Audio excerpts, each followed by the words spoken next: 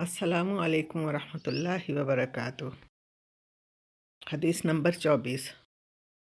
بسم اللہ الرحمن الرحیم، الحمد للہ رب العالمین والصلاة والسلام علی سیدنا محمد الرحمۃ للعالمین۔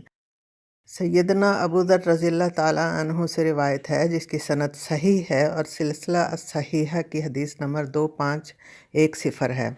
رسول اللہ صلی اللہ علیہ وسلم نے فرمایا، یقیناً آج یہ دور ہے جس میں علماء زیادہ اور خطباء کم ہیں۔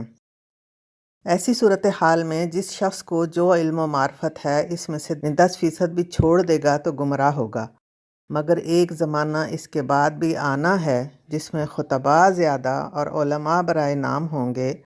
اس دور میں جو شخص اپنے حقیقی علم سے 10% کو بھی تھام لے گا تو نجات پا جائے گا۔ ہم سب جانتے ہیں کہ قرون اولیٰ میں علم ناقص نہیں تھا، خالص تھا۔ اس زمانے میں خطباء کی موشگافیاں، من مرضی کے نت نئے فلسفے اور فتوے نہ تھے، علم کی دکانداریاں نہ تھیں، جو تھا جتنا تھا خالص اور کھرا تھا۔ اس میں سے 10% کم ہو جانے پہ بھی گمراہی کا خطرہ منڈلانے لگتا تھا۔ آج کل علم کے نام پہ معلومات کا ایک جنگل ہے۔ اس جنگل میں سے کارآمد علم کی جڑی بوٹیاں جہالت کی بیماری کو دور کرنے کے لیے دستیاب ہو جائیں تو شفا یابی کی امید ہو سکتی ہے اور نجات کی راہ مل سکتی ہے۔ گویا معلومات میں سے حقیقی علم 10% دستیاب ہو جائے تو اس کو عمل میں لانے سے نجات کی راہ مل سکتی ہے۔ علم نافع اور حکمت ہی مومن کی گمشدہ میراث ہے، اور انبیاء کے وارث معلومات والے مقرر نہیں، علم والے ہوتے ہیں۔ دھواں دلائل کے ساتھ معلومات کے انبار لگاتے مقرر کام کا کوئی ایک جملہ کہہ دیں تو غنیمت ہے۔ آج ہم اپنے ارد گرد ایسے وسائل و ذرائع ابلاغ پاتے ہیں جس کے ذریعے ہر شخص کچھ نہ کچھ خطاب کر رہا ہوتا ہے۔ مخاطب کو وہ کیا سمجھانا چاہ رہا ہے شاید اس کو خود بھی علم نہیں۔ ہر کسی کو جو جیسی معلومات جہاں سے ملیں اس کو دوسرے تک پہنچانا فرض سمجھتا ہے۔ انٹرنیٹ کی دنیا میں بھانت بھانت کی بولیاں بولی جا رہی ہیں۔ ہمارے پاس روزانہ جو علم کے نام پہ پہنچتا ہے اس میں سے کتنا کارآمد ہے؟ شاید 10% یا اس سے بھی کم۔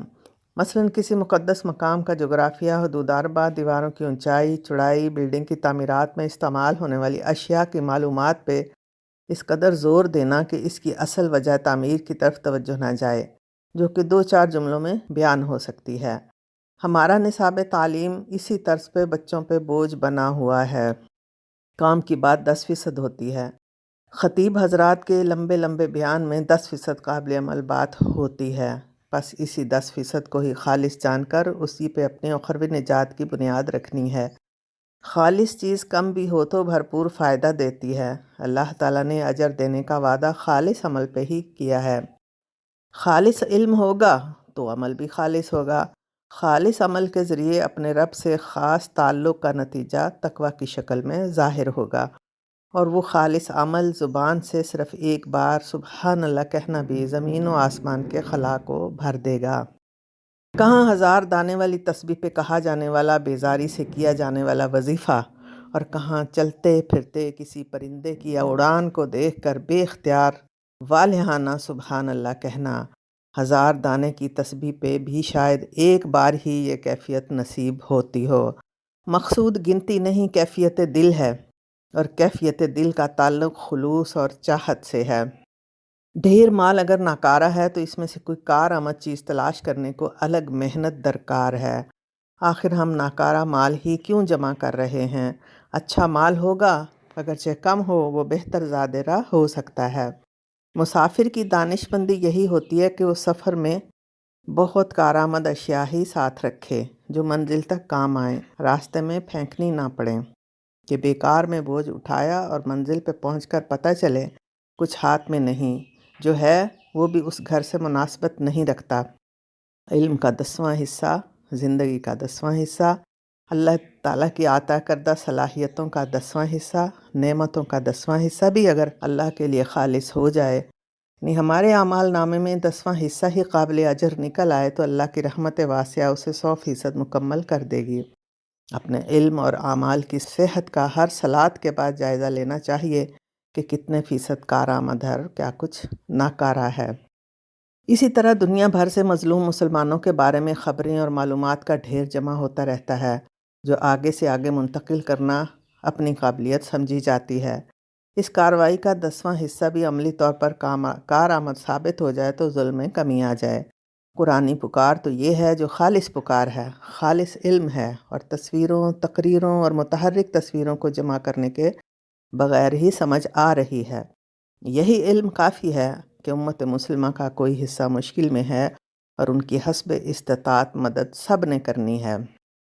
وَمَا لَكُمْ لَا تُقَاتِلُونَ فِي سَبِيلِ اللَّهِ وَالْمُسْتَضْعَفِينَ مِنَ الرِّجَالِ وَالنِّسَاءِ وَالْوِلْدَانِ الَّذِينَ يَقُولُونَ رَبَّنَا أَخْرِجْنَا مِنْ هَٰذِهِ الْقَرْيَةِ الظَّالِمِ أَهْلُهَا وَاجْعَل لَّنَا مِن لَّدُنكَ وَلِيًّا وَاجْعَل لَّنَا مِن لَّدُنكَ نَصِيرًا۔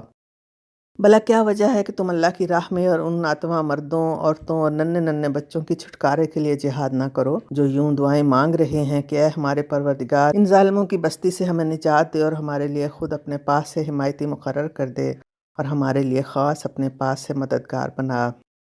ہم نے اللہ کی اس پکار پہ اپنا مال، وقت، صلاحیتیں کتنے فیصد کارآمد اور خالص لگائی ہیں، یا بس تقریروں، تصویروں پہ لائق کی تعداد بڑھانے اور پھیلانے پہ زور ہے؟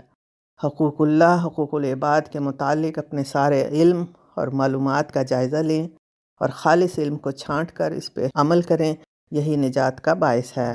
عمل سے زندگی بنتی ہے جنت بھی، جہنم بھی۔ یہ خاکی اپنی فطرت میں نہ نوری ہے نہ ناری ہے۔ اللہم انا نسألک علما نافعا وعملا متقبلا، آمین۔ دعا کی طلبگار آپ کی بہن بشریٰ تسنیم۔ والسلام علیکم ورحمۃ اللہ وبرکاتہ۔